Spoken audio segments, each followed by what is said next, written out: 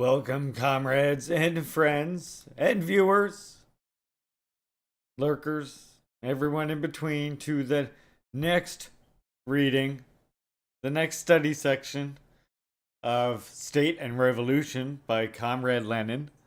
We are here on Chapter 4, Supplementary Explanations by Engels. Let's get supplementary with it.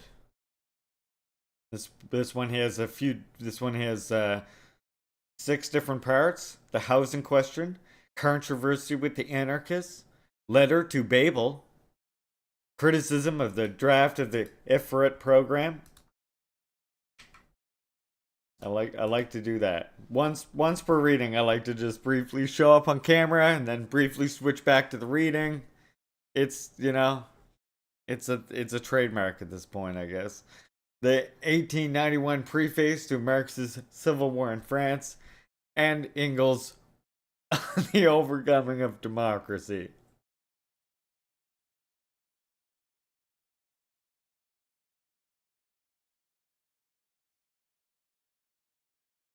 Marx gave the fundamentals concerning the significance of the experience of the commune.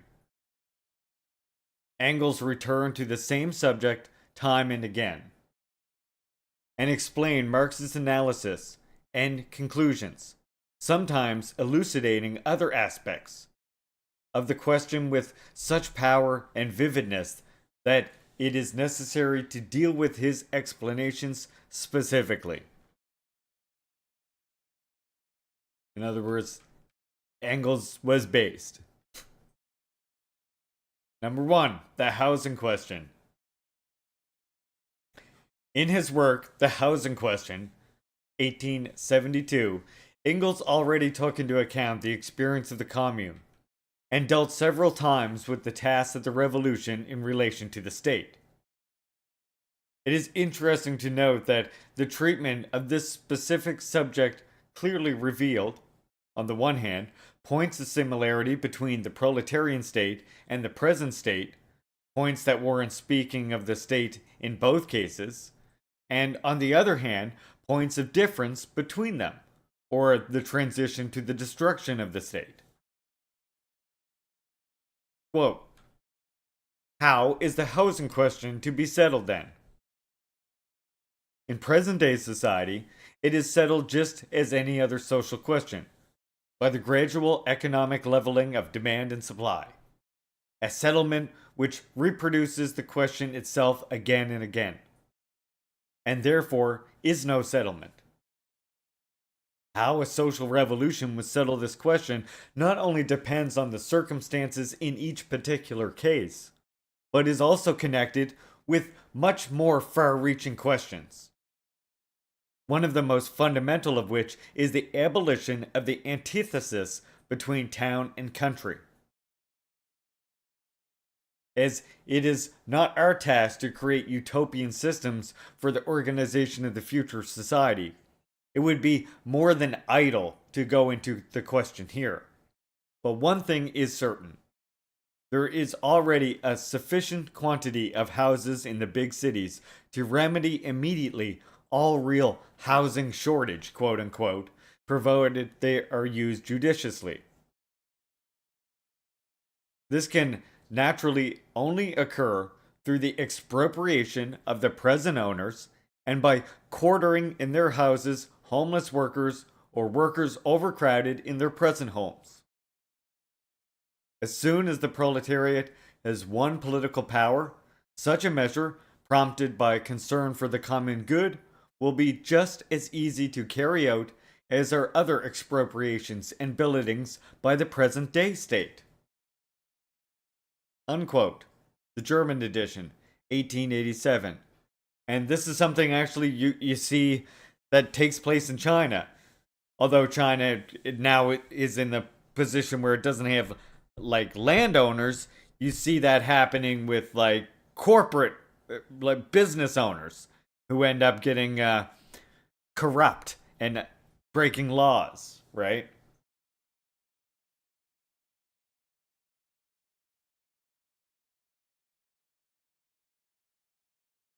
Something that doesn't happen to them here. only extreme circumstances, often to make a show. The change in the form of state power is not examined here, but only the content of its activity. Expropriations and billetings take place by order even of the present state. From the formal point of view, the proletarian state will also order the occupation of dwellings and expropriation of houses. But it is clear that the old executive apparatus, the bureaucracy, which is connected with the bourgeoisie, would simply be unfit to carry out the orders of the proletarian state. Quote, it must be pointed out that the actual seizure of all the instruments of labor, the taking possession of industry as a whole by the working people, is the exact opposite of the proudhondist redemption, quote unquote. In the latter case, the individual worker becomes the owner of the dwelling, the peasant farm, the instruments of labor. In the former case, the working people, quote unquote, remain the collective owners of the houses, factories, and instruments of labor, and will hardly permit their use, at least during a transitional period, by individuals or associations without compensation for the cost. In the same way, the abolition of property in land is not the abolition of ground rent, but its transfer, if in a modified form, to society. The actual seizure of all the instruments of labor by the working people, therefore, does not at all preclude the retention of rent relations.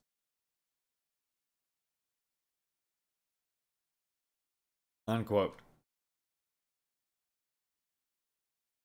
We shall examine the question touched upon in this passage, namely, the economic basis for the withering away of the state, in the next chapter. Engels expresses himself most cautiously, saying that the proletarian state would hardly permit the use of houses without payment, at least during a transitional period. The letting of houses owned, by the whole people to individual families presupposes the collection of rent, a certain amount of control, and the employment of some standard in allotting the housing. All this calls for a certain form of state, but it does not at all call for a special military bureaucratic apparatus, with officials occupying especially privileged positions. The transition to a situation in which it will be possible to supply dwellings rent-free depends on the complete withering away of the state.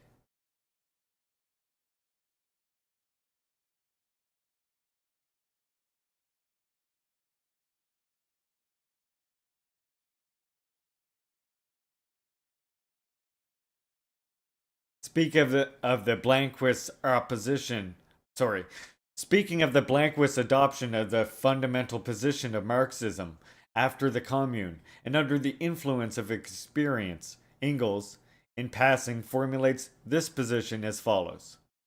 Quote, necessity of political action by the proletariat and of its dictatorship is the transition to the abolition of classes and, with them, of the state.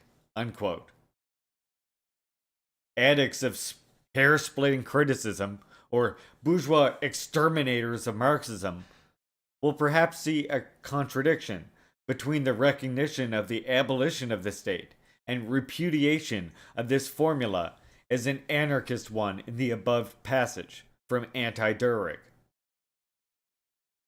It would not be surprising if the opportunist class Engels, too, is an anarchist, quote unquote. For it is becoming increasingly common with the social chauvinists to accuse the internationalists of anarchism.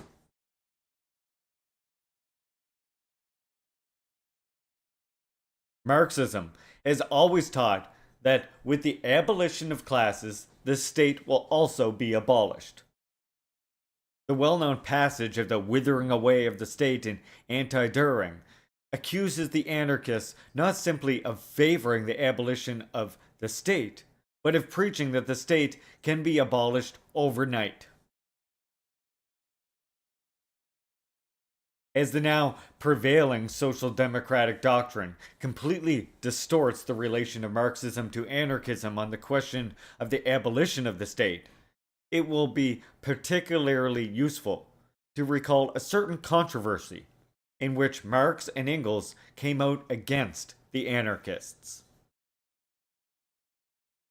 Uh-oh, getting juicy. Controversy with the anarchists.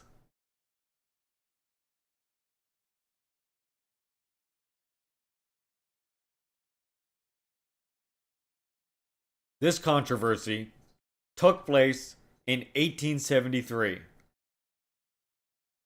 Marx and Engels contributed articles against the Proudhonists, autonomists, or anti-authoritarians, to an Italian socialist annual, and it was not until 1913 that these articles appeared in German in Neues. Quote, if the political struggle of the working class assumes a revolutionary form, wrote Marx, ridiculing the anarchists for the repudiation of politics, and if the workers set up their revolutionary dictatorship in place of the dictatorship of the bourgeoisie, they commit the terrible crime of violating principles. For in order to satisfy their wretched, vulgar, everyday needs and to crush the resistance of the bourgeoisie, they give the state a revolutionary and transient form, instead of laying down their arms and abolishing the state. Unquote. Neues. Volume 32, 1913. It was solely against this kind of abolition of the state that Marx fought in refuting the anarchists. He did not at all oppose the view that the state would disappear when classes disappeared, or that it would be abolished when classes were abolished.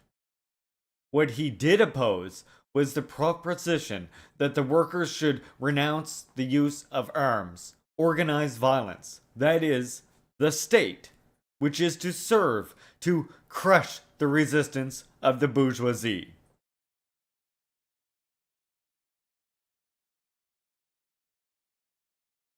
To prevent the true meaning of his struggle against anarchism from being distorted, Marx expressly emphasized the revolutionary and transient form of the state which the proletariat needs. The proletariat needs the state only temporarily. We do not after all differ with the anarchists on the question of the abolition of the state as the aim. We maintain that, to achieve this aim, we must temporarily make use of the instruments, resources, and methods of state power against the exploiters, just as the temporary dictatorship of the oppressed class is necessary for the abolition of classes. Marx chooses the sharpest and clearest way of stating his case against the anarchists. After overthrowing the yoke of the capitalists, should the workers lay down their arms or use them against the capitalists in order to crush their resistance? But what is the systematic use of arms by one class against another, if not a transient form of state?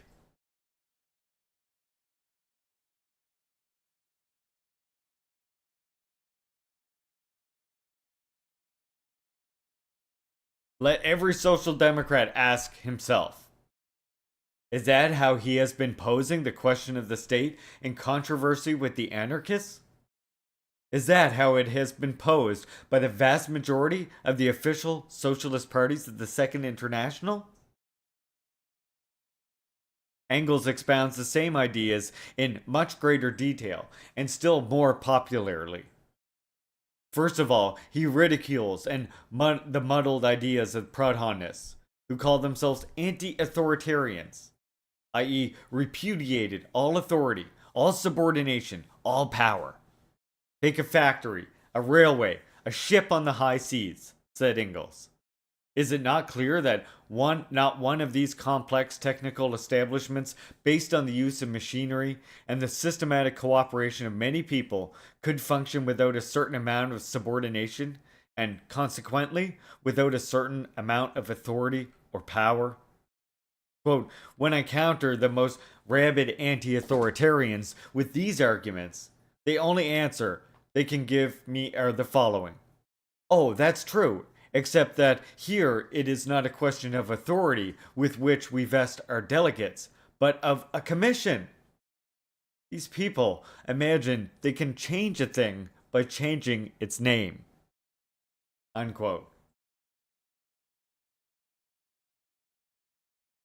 Having thus shown that authority and autonomy are relative terms, that the sphere of their application varies with the various phases of social development, that it is absurd to take them as absolutes, and adding that the sphere of application of machinery and large scale production is steadily expanding, Engels passes from the general discussion of authority to the question of the state. Quote, had the autonomists, he wrote, contented themselves with saying that the social organization of the future would allow authority only within the bounds which the conditions of the production make inevitable, one could have come to terms with them. But they are blind to all facts that make authority necessary, and they passionately fight the word. Why do the anti-authoritarians not confine themselves to crying out against political authority, the state? All socialists are agreed that the state, and with it political authority, will disappear as a result of the coming social revolution. That is, that public functions will lose their political character and become mere administrative functions of watching over social interests. But the anti-authoritarians demand that the political state be abolished at one stroke, even before the social relations that gave both to it have been destroyed. There's a typo. That gave birth to it have been destroyed.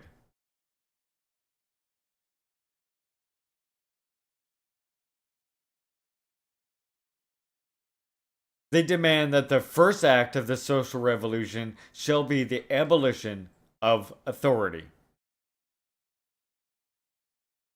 Have these gentlemen ever seen a revolution? A revolution is certainly the most authoritarian thing there is. It is an act whereby one part of the population imposes its will upon the other part by means of rifles, bayonets, and cannon, all of which are highly authoritarian means. And the victorious party must maintain its rule by means of the terror which its arms inspire in the reactionaries. Would the Paris Commune have lasted more than a day if it had not used the authority of the armed people against the bourgeoisie? Cannot we, on the contrary, blame it for having made too little use of that authority? Therefore, one of two things. Either the anti-authoritarians don't know what they are talking about, in which case they are creating nothing but confusion, or they do know, and in that case they are betraying the cause of the proletariat. In either case, they serve only reaction. Unquote.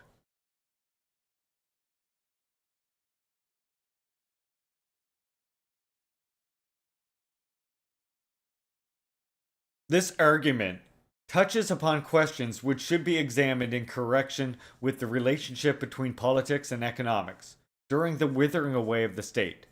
The next chapter is devoted to this. These questions are the transformation of public functions from political into simple functions of administration, and the political state. This last term, one particularly liable to misunderstanding, indicates the process of the withering away of the state at a certain stage of this process. The state which is withering away may be called a non-political state.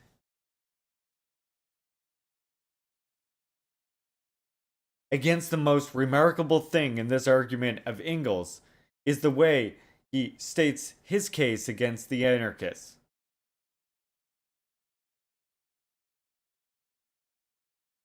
It's hard to know what page exactly because I'm on chapter 4 though. It's hard to know what page because of the way that what's it's called gets it. But yeah, chapter 4. Down down past the hose in question part onto the controversy with the anarchist part.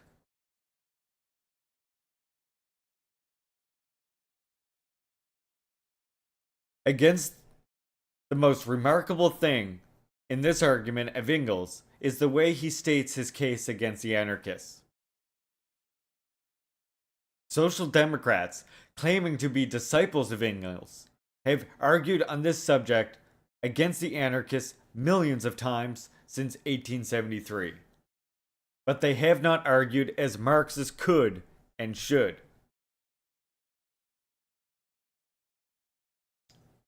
The anarchist idea of the abolition of the state is muddled and non revolutionary. That is how Engels put it. It is precisely the revolution in its rise and development, with its specific tasks in relation to violence, authority, power, the state, that the anarchists refuse to see.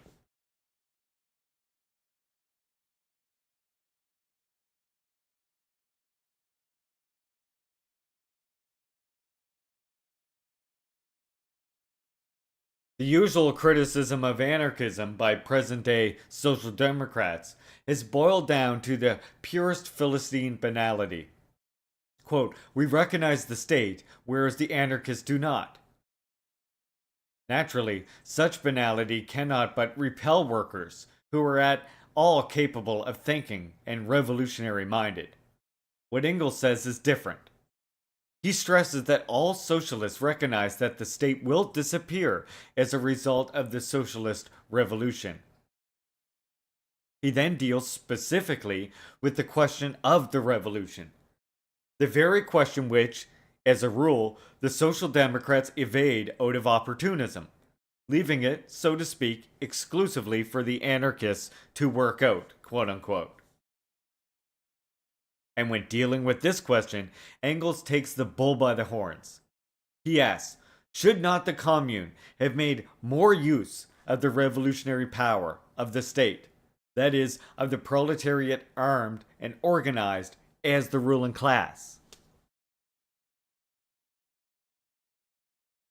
Prevailing official social democracy usually dismissed the question of the concrete tasks of the proletariat in the revolution either with a Philistine sneer or, at best, with a sophistic evasion. The future will show. And the anarchists were justifying in saying about such social democrats that they were failing in their task of giving the workers a revolutionary education. Engels draws upon the experience of the last proletarian revolution precisely for the purpose of making a most concrete study of what should be done by the proletariat, and in what manner, in relation to both the banks and the state. So you can see here, Engels is dealing specifically with the argument that, of course, the most important argument that communists want, the building up of a state that is doing away with classes, does away with the state as it is should be defined. If we are to use a materialist definition of the state, which is that it is an organ of class domination of one class over another. Well, when you have no classes left, the state is left with nothing to do, and therefore it ceases to become a state as such, and thus just becomes a bureaucrat, not an administrative function, which is basically just to direct society, direct distribution, so on and so forth, in a way that serves the interests of everybody because there are not antagonistic class interests anymore.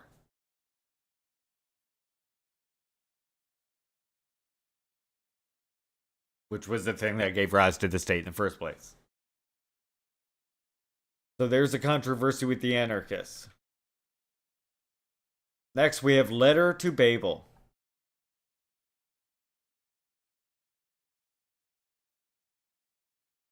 One of the most, if not the most, remarkable observation on the state in the works of Marx and Engels is contained in the following passage in Engels' letter to Babel dated March 18th to 28th, 1875.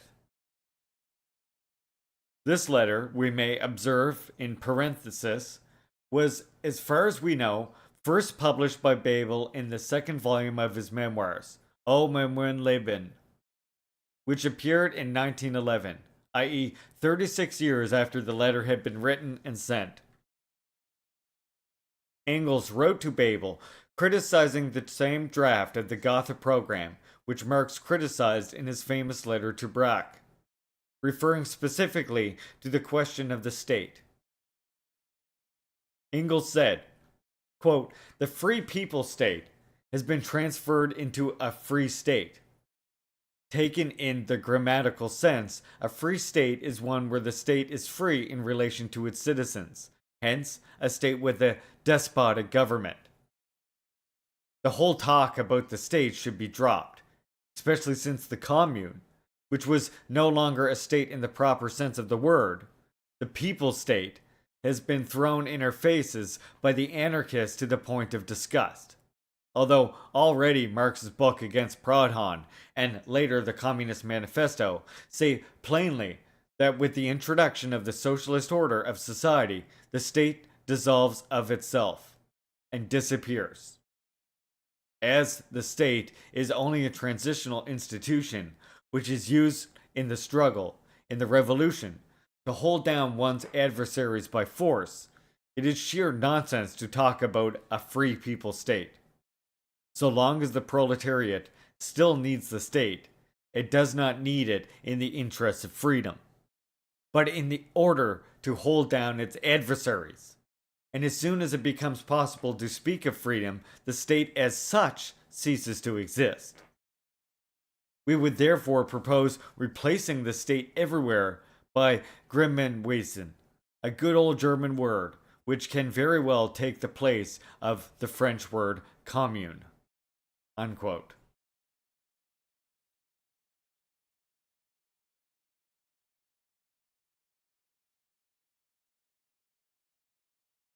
I see my chat here saying, but maybe new adversaries will rise and new things will need to be smashed. You know, Kim Jong-il does deal with that question, actually, that I think many of you will find very interesting. And it's actually the very first live reading that I ever uploaded to the Juche Gang YouTube. So if you're watching this on my YouTube, check out the live reading playlist and you'll see it at the top, which is sort of like a further expounding on these ideas in a way. Highly recommend it.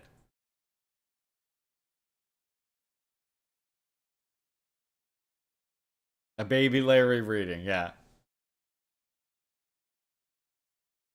It should be borne in mind that this letter refers to the party program which Marx criticized in a letter dated only a few weeks later than the above.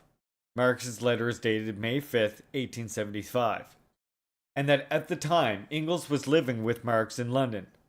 Consequently, when he says "we" in the last sentence, Engels undoubtedly, in his own as well as in Marx's name, suggests to the leader of the German Workers' Party that the word state be struck out of the program and replaced by the word community.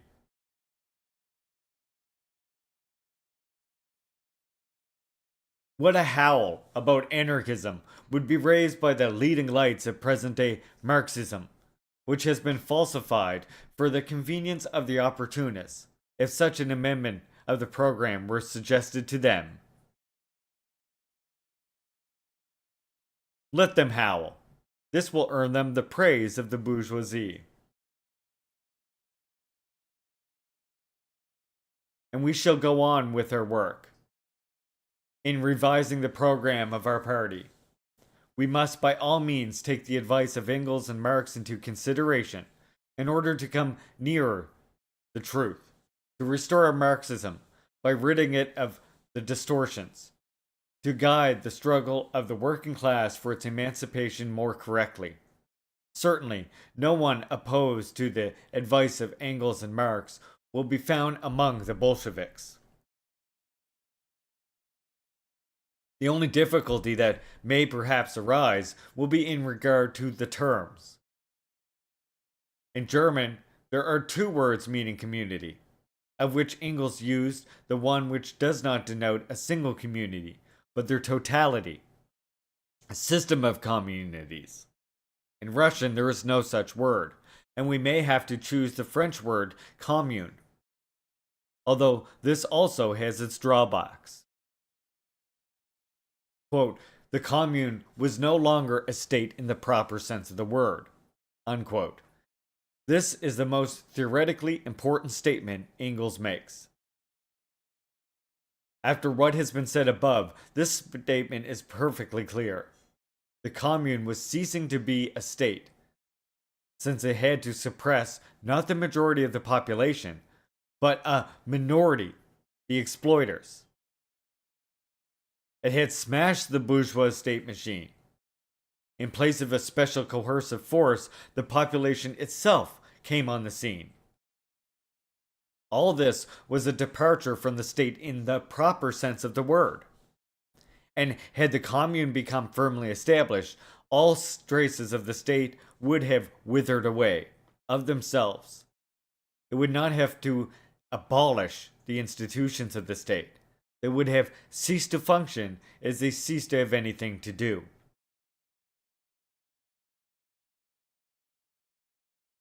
The people state has been thrown in our faces by anarchists. In saying this, anarchists above all has in mind Bakunin and his attacks on the German Social Democrats. Engels admits that these attacks were justified insofar as the people state was as much an absurdity and as much a departure from socialism as the free people state. Engels tried to put the struggle of the German Social Democrats against the anarchists on the right lines, to make this struggle correct in principle, to rid it of opportunist prejudices concerning the state. Unfortunately, Engels' letter was pigeonholed for 36 years. We shall see further on that, even after this letter was published, Kautsky persisted in virtually the same mistakes against which Engels had warned. Bebel replied to Engels in a letter dated September 21st, 1875, in which he wrote, among other things, that he fully agreed with Engels' opinion of the draft program, and that he had reproached Liebknecht with readiness to make concessions. Page 334 of the German edition of Bebel's Memoirs, Volume 2. But if we take Bebel's pamphlet, Our Aims, we find their views on the state that are absolutely wrong. Quote, the state must be transformed from one based on class rule into a people state. Unquote. This was printed in the 9th edition of Bebel's pamphlet. It is not surprising that opportunist views on the state, so persistently repeated, were absorbed by the German Social Democrats, especially as Engels' revolutionary interpretations had been safely pigeonholed, and all the conditions of life were such as to wean them from revolution for a long time.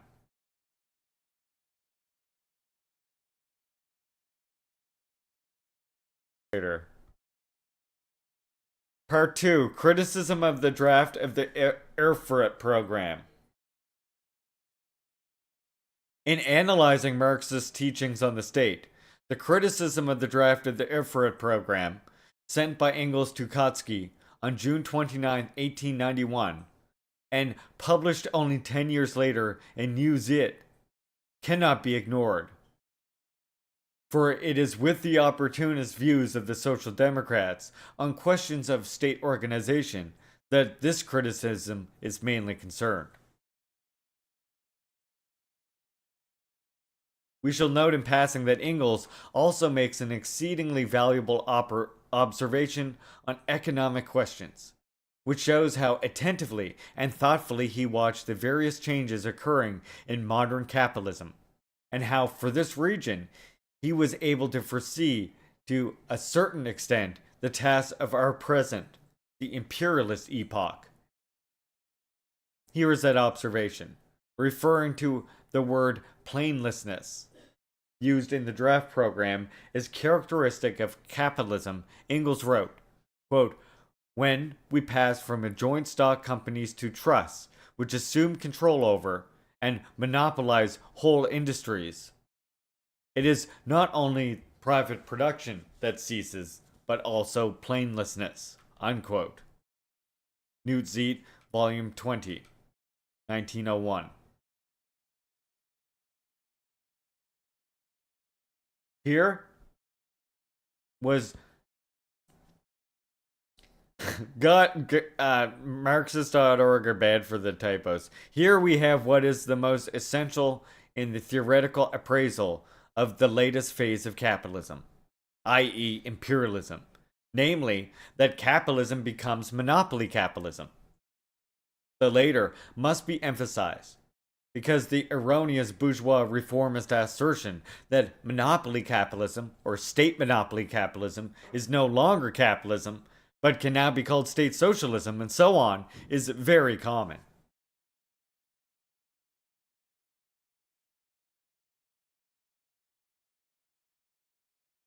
The trusts, of course, never provided, do not now provide, and cannot provide complete planning.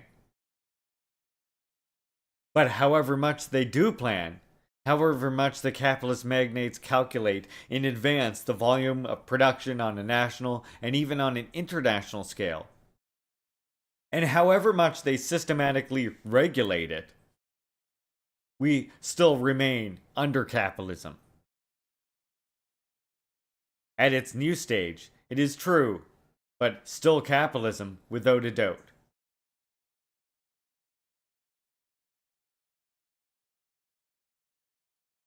The proximity, quote unquote, of such capitalism to socialism should serve genuine representatives of the proletariat as an argument providing the proximity, facility, feasibility, and urgency of the socialist revolution, and not at all as an argument for tolerating the repudiation of such a revolution, and the efforts to make capitalism look more attractive, something which all reformists are trying to do.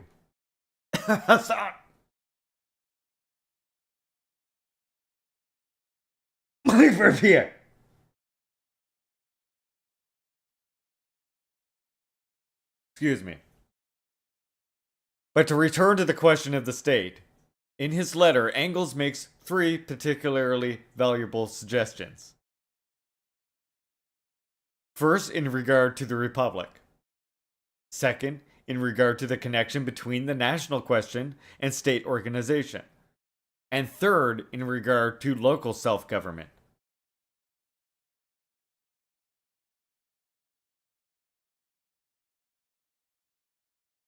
In regard to the Republic, Engels made this the focal point of this criticism of the draft of the IFRIT program. And when we recall the importance which the IFRIT program acquired for all the social democrats of the world, and that it became the model for the whole Second International, we may say without exaggeration that Engels thereby criticizes the opportunism of the whole Second International. Quote, "The political demands of the draft," Engels wrote, "have one great fault. It lacks precisely what should have been said." Unquote. And later on, he makes it clear that the German constitution is, strictly speaking, a copy of the extremely reactionary constitution of 1850.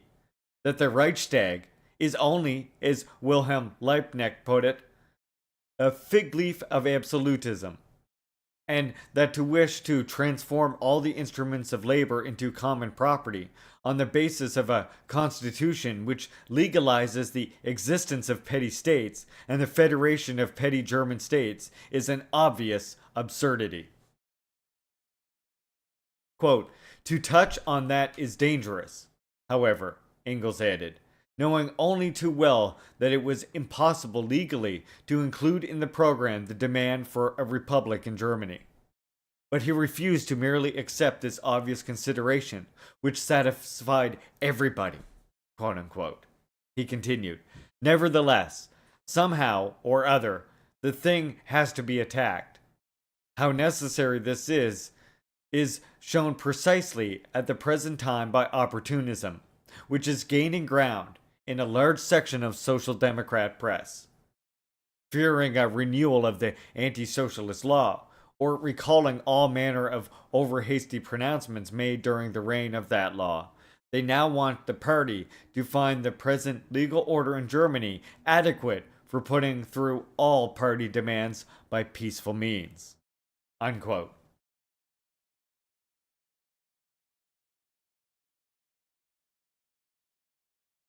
Engels particularly stressed the fundamental fact that the German Social Democrats were prompted by fear of a renewal of the anti-socialist law, and explicitly described it as opportunism. He declared that precisely because there was no republic and no freedom in Germany, the dreams of a peaceful path were perfectly absurd. Engels was careful not to tie his hands. He admitted that in republican or very free countries, one can conceive of a peaceful development towards socialism. But in Germany, he repeated, quote, in Germany, where the government is almost omnipotent, and the Reichstag and all other representative bodies have no real power, to advocate such a thing in Germany, where, moreover, there is no need to do so, means removing the fig leaf from absolutism and becoming oneself a screen for its nakedness. Unquote. The great majority of the official leaders of the German Social Democratic Party, which pigeonholed this advice, have really proved to be a screen for absolutism. Quote, in the long run, such a policy can only lead one's party astray. They push general, abstract political questions into the foreground, thereby concealing the immediate concrete questions, which, at the moment of the first great events, the first political crisis, automatically pose themselves. What can result from this, except that at the decisive moment the party suddenly proves helpless, and that uncertainty and discord on the most decisive issues reign in it, because these issues have never been discussed. This forgetting of the principal considerations for the momentary interests of the day, this struggling and striving for the success of the moment regardless of later consequences, this sacrifice of the future of the movement for its present may be honestly meant. But it is and remains opportunism. And honest opportunism is perhaps the most dangerous of all.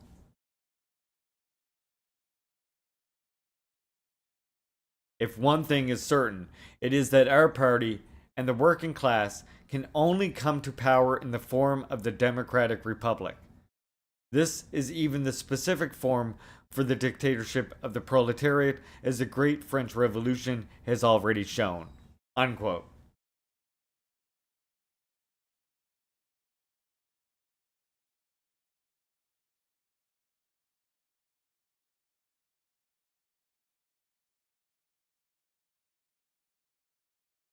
Engels realized here, in a particularly striking form, the fundamental idea which runs through all of Marx's works, namely, that the democratic republic is the nearest approach to the dictatorship of the proletariat.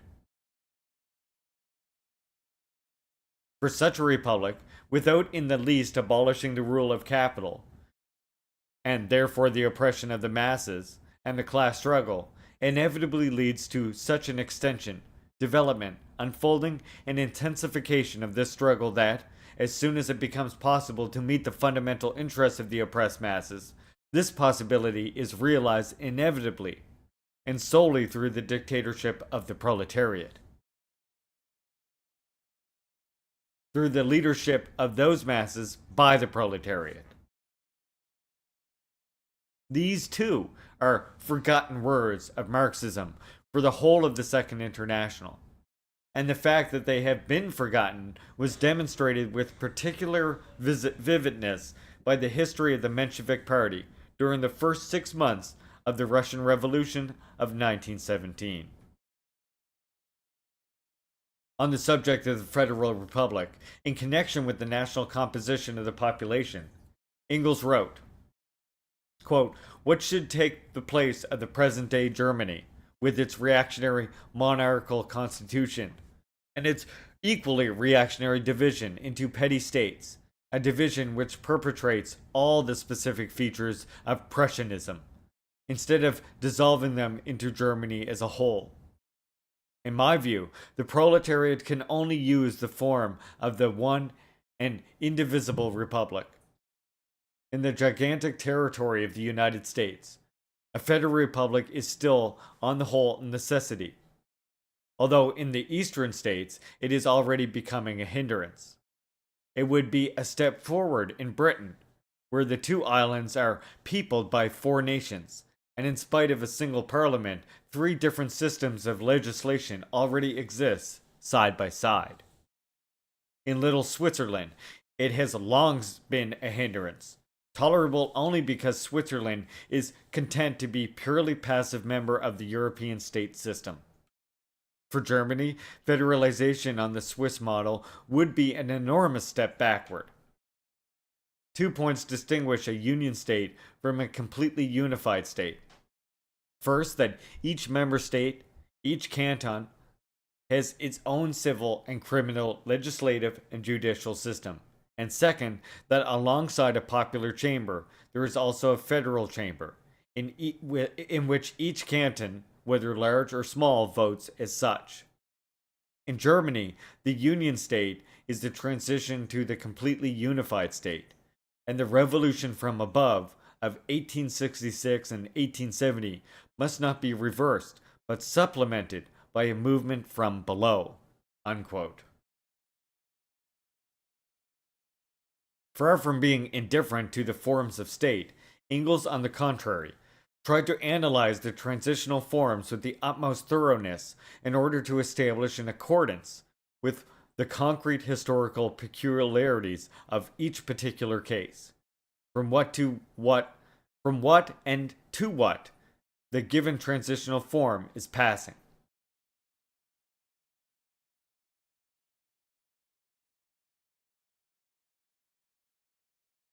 Approaching the matter from the standpoint of the proletariat and the proletarian revolution, Engels, like Marx, upheld democratic centralism. The republic, one and indivisible. He regarded the federal republic either as an exception and a hindrance to development, or as a transition from monarchy to a centralized republic, as a step forward under certain special conditions. And among those special conditions, he puts the national question to the fore.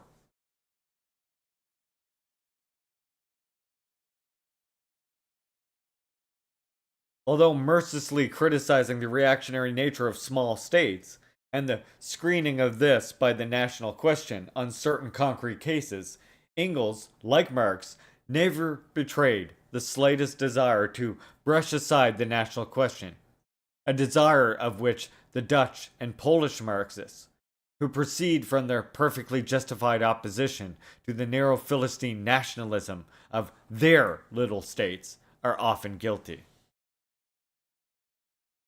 Even in regard to Britain, where geographical conditions, a common language, and the history of many centuries would seem to have put an end to the national question in the various small divisions of the country.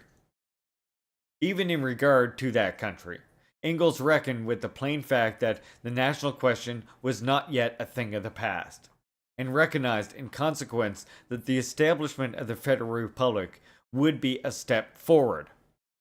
Of course, there is not the slightest hint here of Engels abandoning the criticism of the shortcomings of Federal Republic, or renouncing the most determined advocacy of and struggle for a unified and centralized democratic republic.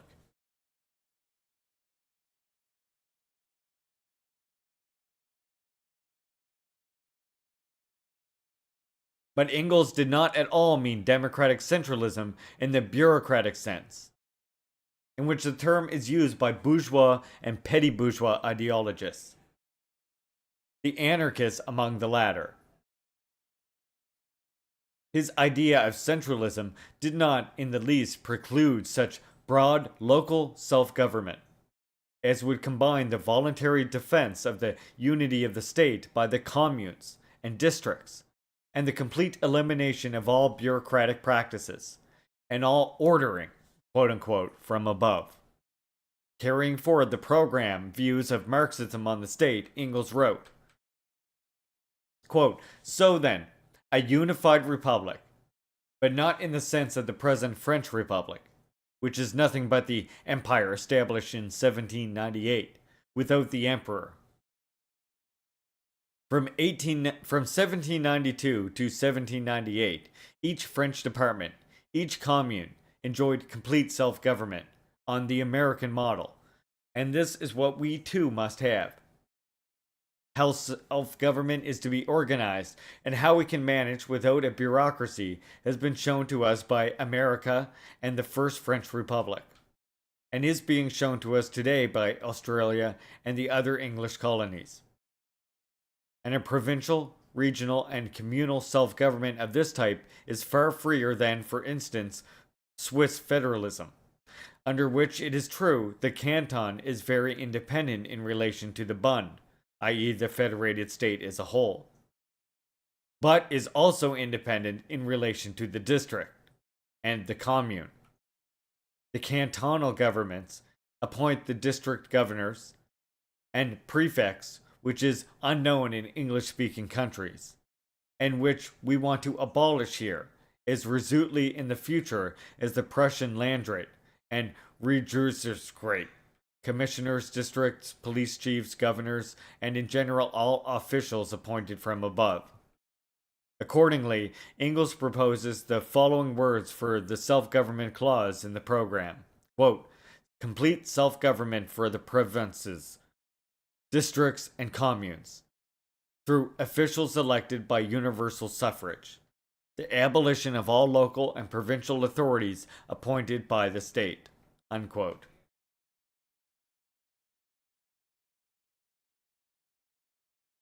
We have already had occasion to point out in Pravda, number 68, May 28, 1917, which was suppressed by the government of Kerensky and other socialist ministers, how on this point, of course not on this point alone by any means, our pseudo-socialist representatives of pseudo-revolutionary pseudo-democracy have made glaring departures from democracy. Naturally, people who have bound themselves by a coalition to the imperialist bourgeoisie have remained deaf to this criticism.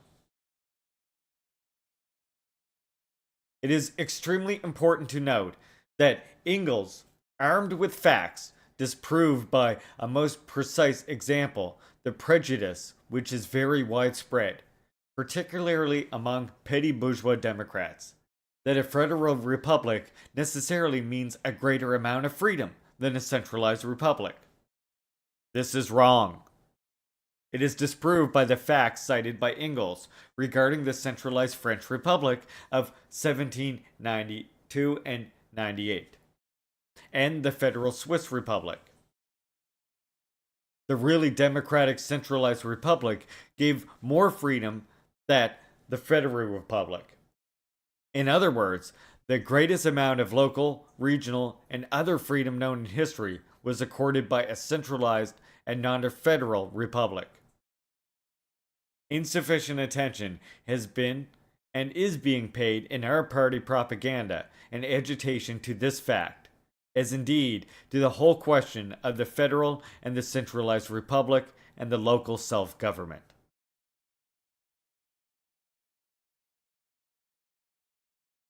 Right, and this is something that we like point out to the anarchists as well, that because we are for a organic combination of centralism and democracy, i.e. democratic centralism, does not mean that we are for any less like representative or any less freedom for working people.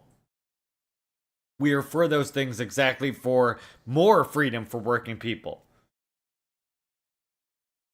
Again, what freedom can you imagine for a person who goes about hungry, unable to find work and job and food because of that work or and a place to live?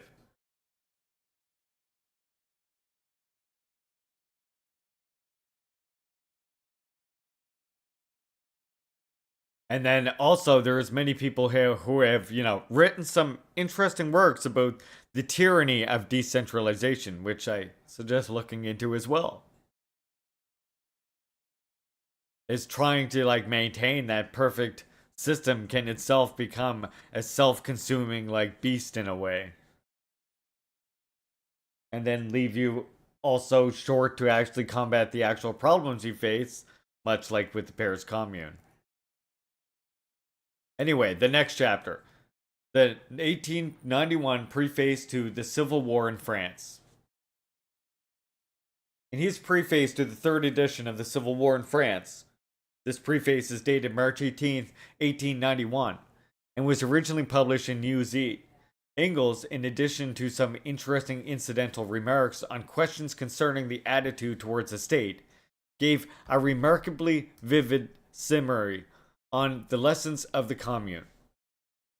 This summary, made more profound by the entire experience of the 20 years that separated the author from the Commune, and directly expressly against the superstitious belief in the state, quote unquote, so widespread in Germany, may justly be called the last word of Marxism on the question under consideration.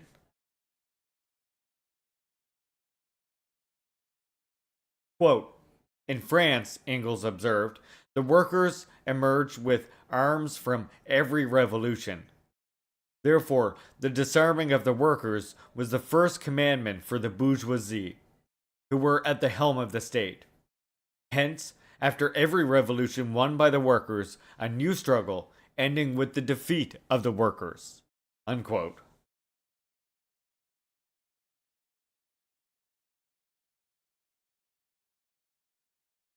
This summary of the experience of bourgeois revolutions is as concise as it is expressive. The essence of the matter, among other things, on the questions of the state, has the oppressed class arms, is here remarkably well grasped. It is precisely this essence that is most often invaded by both professors influenced by bourgeois ideology and by petty bourgeois democrats. In the Russian Revolution of 1917, the honor of blabbing this secret of bourgeois revolutions fell to the Menshevik, would-be Marxist Tesseratelli in his historic quote-unquote speech of June 11th. Tesseratelli blurted out that the bourgeoisie were determined to disarm the Petrograd workers, presenting, of course, this decision as his own, and as a necessity for the state in general. Tesseratelli's historic speech on June 11th will, of course, serve every historian of the Revolution of 1917 as a graphic illustration of how the social revolutionary and Menshevik blot, led by Mr. Tesseratelli, deserted to the bourgeoisie against the revolutionary proletariat.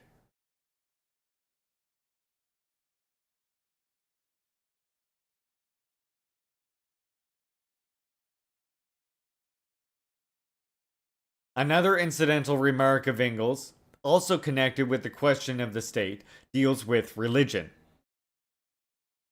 It is well known that the German Social Democrats, as they degenerated and become increasingly opportunist, slipped more and more frequently into the Philistine misinterpretation of the celebrated formula. Quote, religion is to be declared a private matter, unquote. That is, the formula was twisted to mean that religion was a private matter, even for the party of the revolutionary proletariat. It was against this complete betrayal of the revolutionary program of the proletariat that Engels vigorously protested.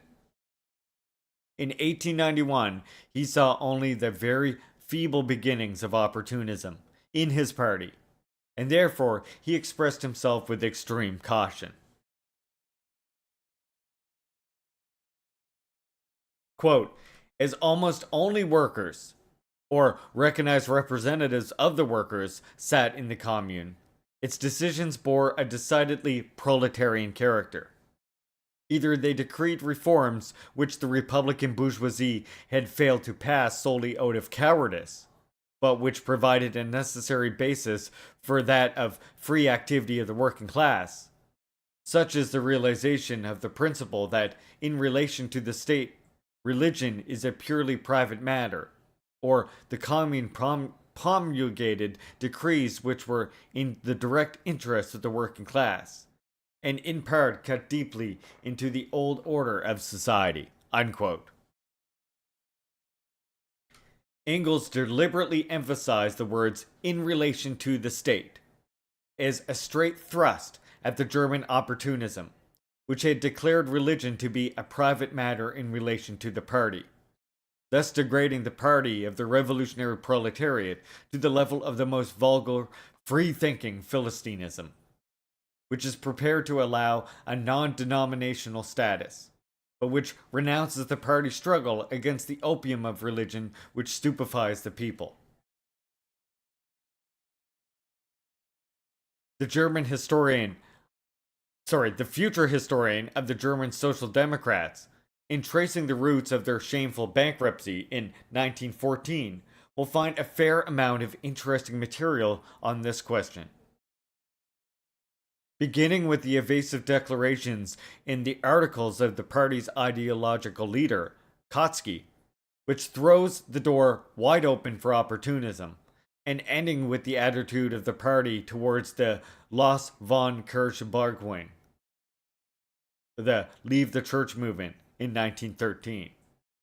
But let us see how 20 years after the Commune, Engels summed up its lesson for the fighting proletariat. Here are the lessons to which Engels attached prime importance. Quote, it was precisely the oppressing power of the former centralized government, army, political parties, bureaucracy, which Napoleon had created in 1798, and which every new government had since then taken over, as a welcome instrument that used against its opponents. It was this power which was to fall everywhere, just as it had fallen in Paris. From the very outset, the Commune had to recognize that the working class, once in power, could not go on managing with the old state machine, that in order not to lose again, it's only just gained supremacy. This working class must, on the one hand, do away with the old machinery of oppression previously used against itself, and on the other, safeguard itself against its own deputies and officials by declaring them all, without exception, subject to recall at any time. Unquote. Engels emphasized once again that not only under a monarchy, but also under a democratic republic, the state remains a state, i.e., it retains the fundamental distinguishing features of a transforming the officials, the servants of society, its organs, into the masters of society. Quote, against this transformation of the state and the organs of the state from servants of society into masters of society, an inevitable transformation in all previous states, the Commune used two infallible means. In the first place, it filled all posts, administrative, judicial, and educational, by election on the basis of universal suffrage of all concerned, subject to recall at any time by the electors. And, on the second place, it paid all officials, high or low, only the wages received by other workers. The highest salary paid by the Commune to anyone was 6,000 francs. In this way, a dependable barrier to place hunting and careerism was set up, even apart from the binding mandates to delegates to representative bodies, which were added besides. Unquote. Engels here approached the interesting boundary line at which consistent democracy, on the one hand, is transformed into socialism, and, on the other, demands socialism. For, in order to abolish the state, it is necessary to convert the functions of civil service into the simple operations of control and accounting that are within the scope and ability of the vast majority of the population, and subsequently of every single individual. And if careerism is to be abolished completely, it must be made impossible for honorable, though profitless posts in civil service to be used as a springboard to highly lucrative posts in banks or joint stock companies, as constantly happens in all the freest, quote-unquote, capitalist countries. However, Engels, did not make the mistake some Marxists make in dealing with, for example, with the question of the right of nations to self-determination, when they argue that it is impossible under capitalism and will be superfluous under socialism.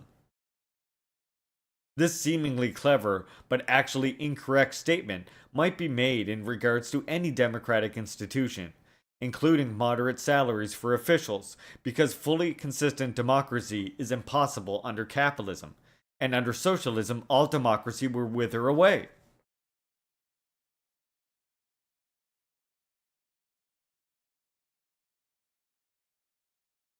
This is sophism like the old joke about a man becoming bald by losing one more hair. To develop democracy to the utmost, to find the forms for this development, to test them by practice, and so forth. All this is one of the component tasks of the struggle for social revolution. Taken separately, no kind of democracy will bring socialism. But in actual life, democracy will never be taken separately. It will be taken together with other things. It will exert its influence on economic life as well. It will stimulate its transformation, and in its turn will be influenced by economic development, and so on. This is the dialectics of living history. Engels continued, quote, "This shattering of the former state power and its replacement by a new and truly democratic one is described in detail in the third section of the Civil War. But it was necessary to touch briefly here once more on some of its features because in Germany, particularly, the superstitious belief in the state has passed from philosophy into the general consciousness of the bourgeoisie and even of many workers. According to the philosophical conception, the state is the realization of the idea, or the kingdom of earth on God, translated into philosophical terms. The sphere in which eternal truth and justice are, or should be realized. And from this follows a superstitious reverence of the state and everything connected with it, which takes root the more readily since people are accustomed from childhood to imagine that the affairs and interests common to the whole of society could not be looked at after other than as they have been through in the past. That is, through the state and its lucratively positioned officials. And people think they have taken quite an extraordinarily bold step forward when they rid themselves of belief in hereditary monarchy and swear by the democratic republic. In reality, however, the state is nothing but a machine for the oppression of one class by another. And indeed, in the democratic republic, no less than in a monarchy. And at best, it is an evil inherited by the proletariat after its victorious struggle for class supremacy, whose worst sides the victorious proletariat will have to lop off as speedily as possible. Just as the commune had, too, until a generation reared in new, free social conditions is able to discard the entire lumber of the state." Unquote.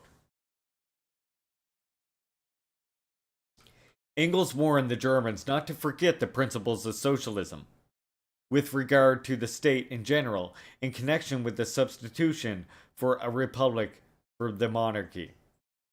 His warnings now read like a veritable lesson to the Cicerellis and Chernoffs, who in their coalition practice have revealed a superstitious belief in and a superstitious reverence for the state.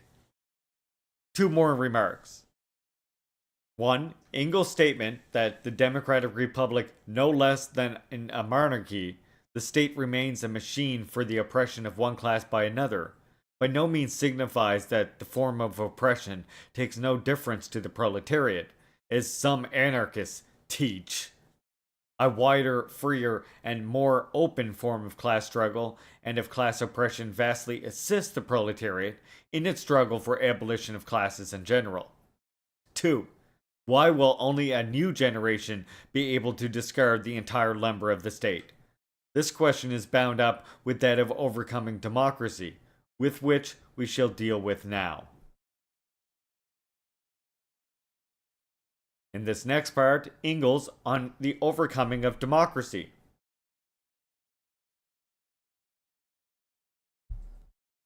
Engels came to express his views on this subject when establishing that the term social democrat was scientifically wrong.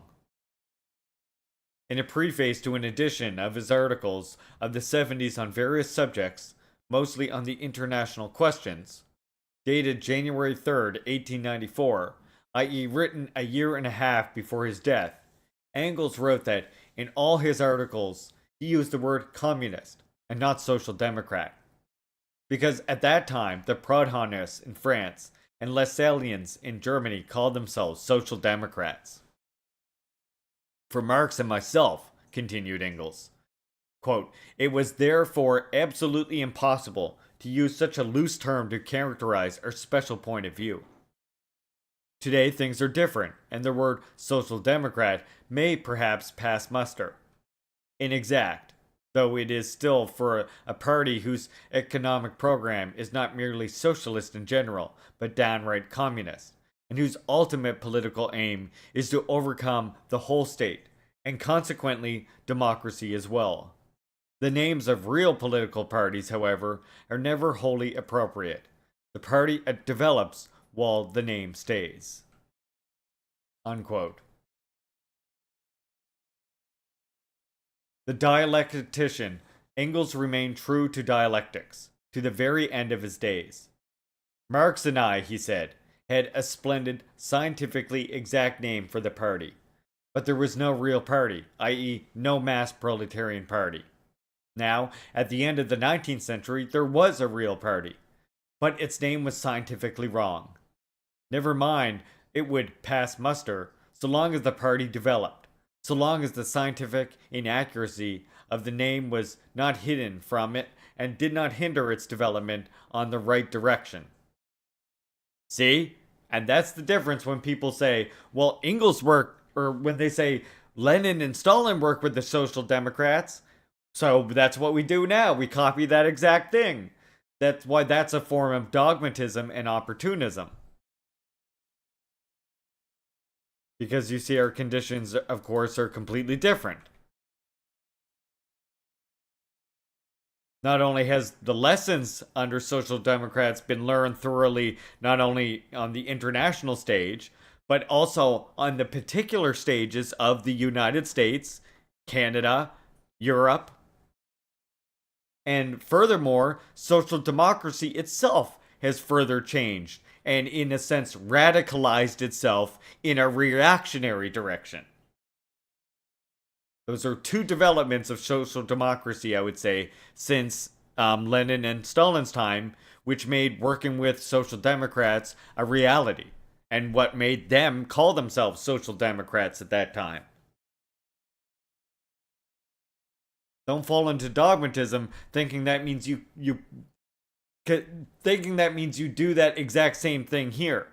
What you'd be doing then is reading this, copying it exactly, and not actually learning the lessons that they're actually trying to impart in this work.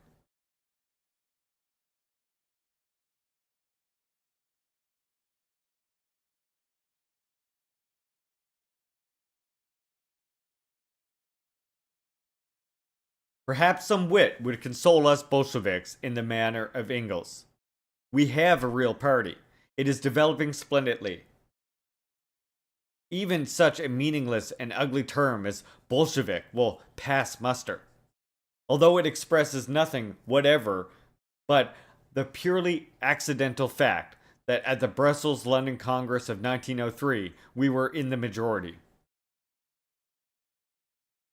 Perhaps now that the persecution of our party by Republicans and revolutionary petty bourgeois Democrats in July and August has earned the name Bolshevik such universal respect, now that, in addition, this persecution marks the tremendous historical progress our party has made in its real development. Is Social Democrats persecuted, or are they now the controlled opposition? Perhaps now, even I might hesitate to insist on the suggestion I made in April to change the name of our party. Perhaps I would propose a compromise to my comrades, namely to call ourselves the Communist Party, but to retain the word Bolsheviks in brackets.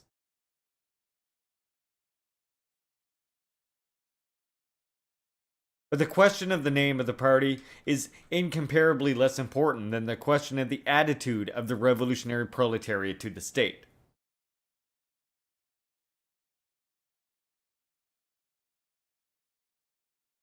In the usual argument about the state, the mistake is consistently made against which Engels warned, that which we have been passing indicated above. Namely, it is constantly forgotten that the abolition of the state means also the abolition of democracy. That the withering away of the state means the withering away of democracy. At first sight, this assertion seems exceedingly strange and incomprehensible. Indeed, someone may even suspect us of expecting the advent of a system of society in which the principle of subordination of the minority to the majority will not be absorbed. For democracy means the recognition of this very principle.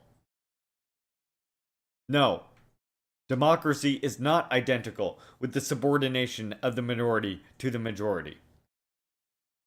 Democracy is a state which recognizes the subordination of the minority to the majority, i.e., an organization for the systematic use of force by one class against another, by one section of the population against another.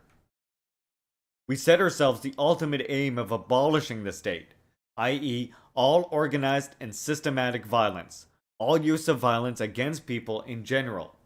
We do not expect the advent of a system of society in which the principle of subordination of the minority to the majority will not be absorbed.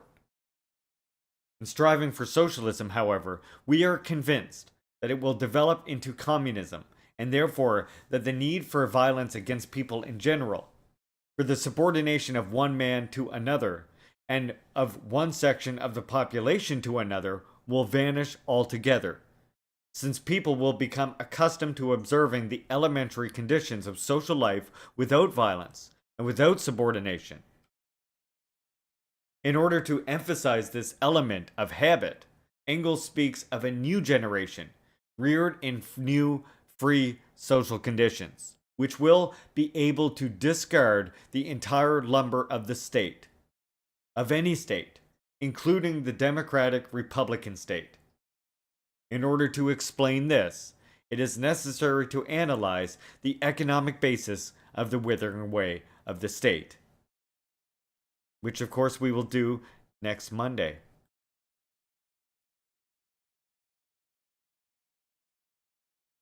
When we read the next part of this book, which is chapter 5, the economic basis of the withering away of the state. That brings us to the end of our reading today, comrades. Thank you, everybody who watched this on my YouTube. Please like, subscribe the video, share it with your comrades. And if you haven't checked out my Kick, I live stream these reads every Monday. When Tuesdays I live stream Juche readings, and on Thursdays I live stream Iskra book readings. So come check me out on Kick. Links are in the description of the video. Thank you, comrades, and red salute for listening to me. And Lenin.